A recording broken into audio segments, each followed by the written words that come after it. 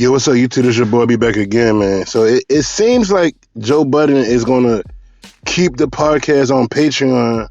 I know, like I said in the other video, that he dropped 437 exclusive to Patreon, but a lot of people have been dropping links and stuff, and I've been watching more and more of the podcast. Yo, the way he talking about Rory, like, I get why Rory wanted his 5 minutes with Joe. I get it. I get why Rory wanted to throw hands with Joe, because he going in on him low key. Like, he basically saying he's trying to break everything down from his point of view.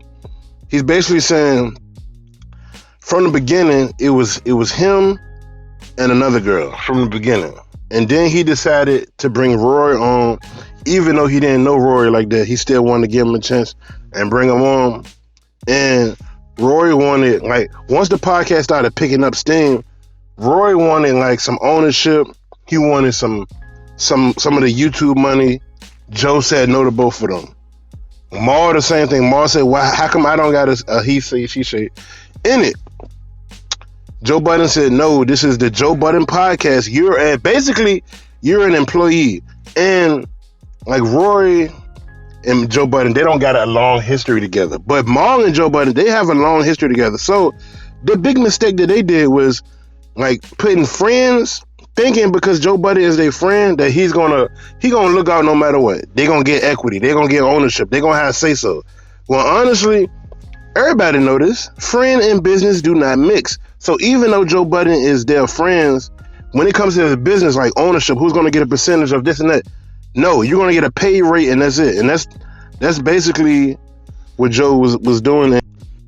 Yeah, so Joe was trying to explain to them, like, on the podcast today, he was trying to explain, like, look, like, no, like, I'm paying you, I'm the boss. And that's what all academics are trying to say. Like, all them Twitch streams he was doing, he was like, look, y'all think because y'all friends, like, y'all got part ownership, y'all bosses, no, you're workers, don't try to talk down on me, blah, blah, blah. And they won't have that. And it's kind of a tricky situation, because when they was going into the podcast, like, at first, it wasn't blowing up or nothing. The podcast wasn't big at all.